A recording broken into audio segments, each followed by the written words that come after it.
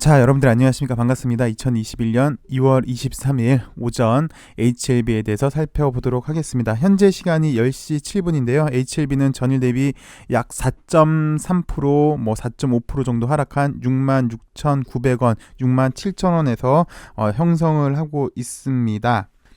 어제도 언급을 해드렸는데요. 일단 LB가 반등이 났을 때 반등의 폭이 작았다는 게 일단 좀 아쉬웠어요. 일반적으로 이렇게 외부 변수에 의해서 하락이 나온다면 일반적으로 100% 여기 9만원대까지는 상승을 하지 못하더라도 보통은 7, 80% 그러니까 외부 변수가 해결이 됐다면 여기서 LB의 외부 변수라 함은 허위 공시가 이슈였잖아요. 허위 공시가 이슈였는데 이게 허위 공시가 지금까지는 그렇습니다. 성립되지는 않는다고 판결이 되는 것 같아요. 시장에서 그렇게 예측을 해요. 일단 법리적으로만 보시면. 그래서 허위공시 이슈가 해결이 됐으면 그래도 한 85,000원 정도까지 여기 21선 정도까지는 반등이 나왔어야 되는데 글쎄 그러지는 못해서 지금도 약간 비실한 모습을 보여주고 있는 것 같은데요. 전반적으로 시장도 일단 분위기가 좋지가 않습니다. 코스피는 약 1.3%, 코스닥은 약 2% 정도 하락을 하고 있는데 이에 더불어서 LB에 관한 전 FDA 심사관이 인터뷰한 내용이 있어요. 잠시 후에 살펴볼 건데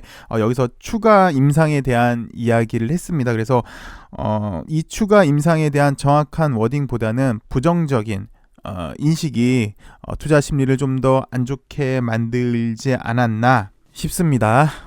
그 내용을 한번 살펴보도록 하겠습니다. 전 FDA 심사관 이정익 서울대 교수가 리보세라닙 3상 성패를 지금 당장 속단하기엔 이르다라는 내용의 기사이고요. 사전 미팅 페일 실패는 수정 보완 자료 요구의 의미이다. 신약 허가 절차와 무관하다라는 소제목인데요. 금융당국이 먼저 제기를 했습니다. 너네 프리 NDA 문건을 보니까 서류 심사 때 1차 유효성 지표 달성 실패 이렇게 명백히 실패라고 나와 있는데 임상 성공했다고 왜 허위 공시하느냐라고 문제를 제기를 했었습니다. 지난주 화요일이었죠. 그래서 진 회장이 해명 영상을 찍었습니다. FDA의 NDA 절차를 보시면 크게 서류 심사 그리고 실질 심사가 있는데 실질 심사라 하면 대면 심사를 얘기를 하는 거겠고요. 이미 우리는 공지했던 대로 6.27 사태 때 1차 유효성 지표 달성 실패를 언급을 했고 FDA에 서류 심사 때도 이 서류를 제출을 했고 실질 심사 때 자료 보완해서 FDA에서 NDA 신청하라고 했다. 실패면 과연 FDA에서 NDA 하라고 하겠느냐라고 반문을 했었죠. 그래서 여기 이장익 전 FDA 심사관 역시 진 회장 쪽에서 글쎄 편을 좀 가르긴 그렇지만 여기 진 회장 의 시각에서 바라보는 듯 합니다. 전체 NDA 절차 중 이 실패, fail은 수정 보완 자료 요구 의미이다. 전반적인 신약 허가 절차가 무관하다라고 얘기를 했고요. 글쎄요, 아무래도 항암 신약에 관한 NDA는 우리나라에서 처음 있다 보니까 이런 해프닝이 이뤄진 것 아니냐라고 생각이 듭니다. 어찌되었건 임상 성패는 금융당국이 판단할 문제는 아니다. 최종 허가는 FDA 결정사안이다 라고 못을 박았는데요. 매우 당연한 이야기를 했습니다. 미 FDA는 미 FDA 역할을 법과 규정과 절차에 맞게 준수하면 되는 거고요. 우리나라 금융당국 역시 법의 테두리에서 본연의 역할, 공정하고 건전한 금융질서 확립에 맞추면 됩니다. 매우 당연하게도 NDA 신청은 우리나라 금융당국에 하는 게 아니니까요. 월권하지 말고 규정과 절차를 준수해야겠죠. 금융당국은요. 앞장서서 시장 교란 행위를 하면 안 되겠고요.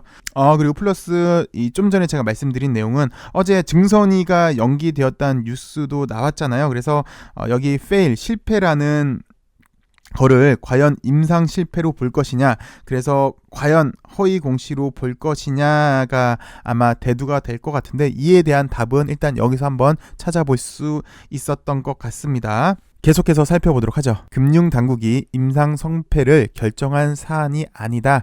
금융당국이 허위 공시로 근거로 잡은 FDA와 프리 NDA 회의록 실패라는 표현은 지금까지 수집한 임상 결과에 대한 입장이고 수정, 보완한 자료 제출이나 추가 임상으로도 극복될 수 있어 최종 신약 허가, 그러니까 NDA 절차가 끝난 것은 아니다라고 못 박았는데요. 일단 여기 뭐 추가 임상 시험 뭐 이런 거에 약간 부정적으로 작용을 한 것 같습니다. 어떤 얘기로 이렇게 추가 임상 얘기를 했는지 한번 살펴보도록 할게요. 그리고 이장희 교수는 1차 지표, OS 지표라고 하죠. 통계적으로 유의미한 결과를 도출하지 못하더라도 FDA 허가가 불가능한 것은 아니다. 2차 지표 PFS를 근거로 허가를 승인하되 추가 임상을 진행하는 가속 승인 가능성도 있다라고 강조를 했습니다.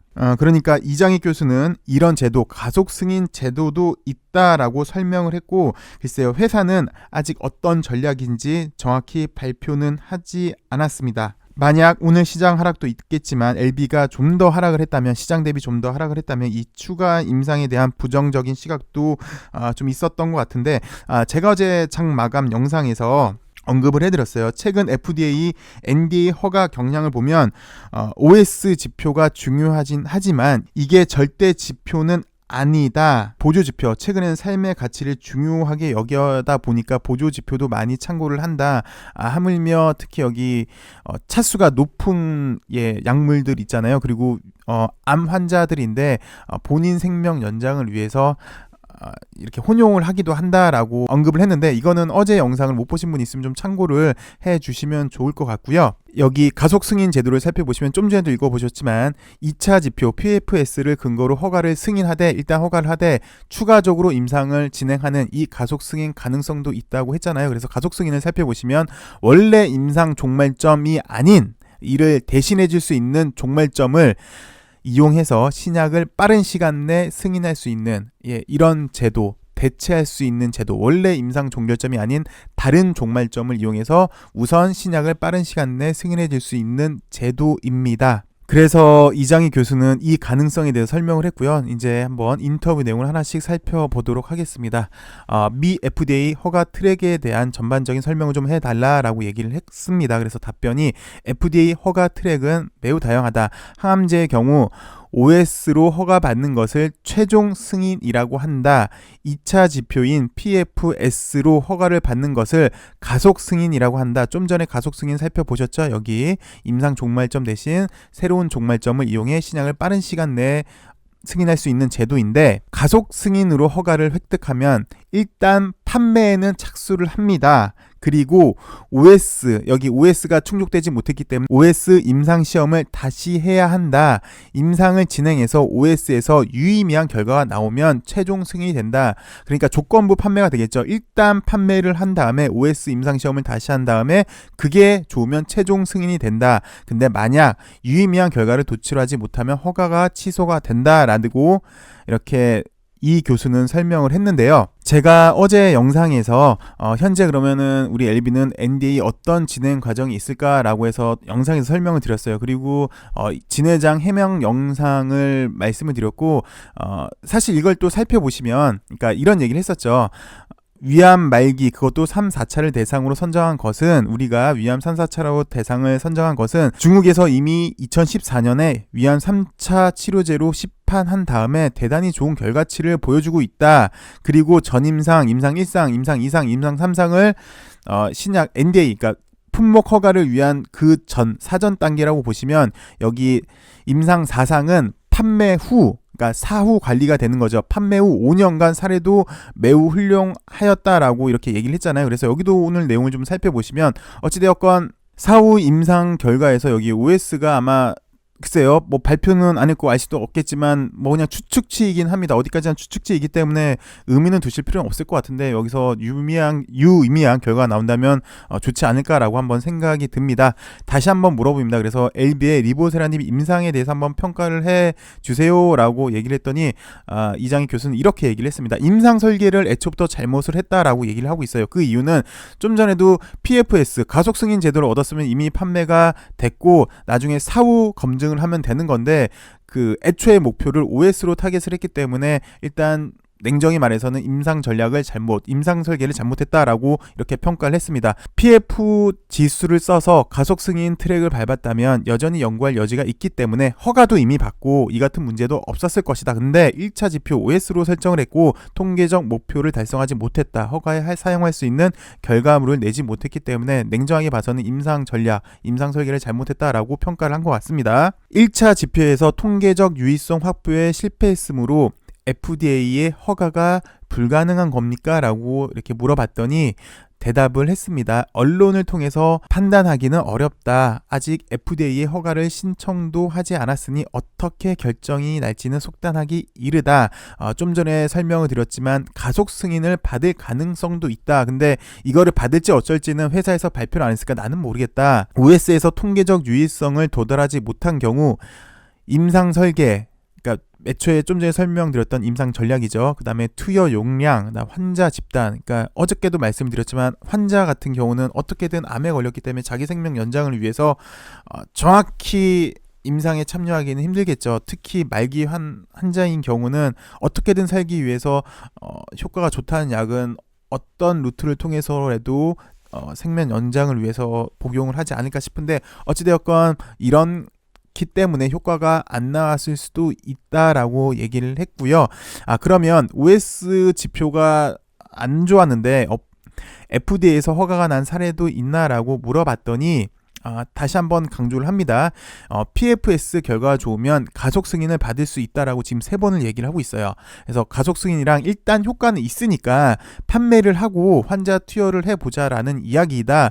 그래서 판매 기간 동안 임상시험을 지속해서 정말 효과가 있는지 없는지 그 다음에 결정하는 것이다. 그래서 만약에 사후 관리를 해봤더니 사후에 효과가 안 좋으면 그때 다시 허가를 취소를 하는, 위에서 설명한 유의미한 결과를 도출하지 못하면 허가를 취소를 하는 그런 절차를 겪으면 되는 것이다 라고 설명을 했고요. 그 다음에 대표적인 예가 항암제 아바스틴인데, 일단 여러분들 기본적으로 우리가 상식적으로 아셔야 될 게 아바스틴의 업그레이드 버전을 리보세라닙이라고 많이 평가를 하죠. 근데 하물며 장점도 있습니다. 알약이고요. 그 다음에 가격도 훨씬 더 저렴합니다. 그래서 아바스틴 같은 경우는 유방암 그리고 폐암으로 가속 승인을 받았다. 그 이후에 OS가 폐암에는 유의성이 있었고 유방암에는 없었다. 유방암 적응증은 그 다음 FDA에서 허가 취소를 했다라고 얘기를 했는데, 플러스 결국은 여기도 지금 사후 관리가 중요하다는 거 아니에요. 그리고 사후 관리는 글쎄 처음으로 여기 진 회장 같은 경우는 이렇게 인터뷰 내용을 많이 찾아봐도 여기 임상 사상에 대해서 언급했던 적은 없었던 것 같아요. 제 기억에는. 근데 이렇게 사후 관리도 일단 가장 객관적인 지표인 것 같습니다. 중국에서 판매되고 있고 중국에서 사후 관리를 했더니 5년간 임상 사상 결과도 괜찮더라.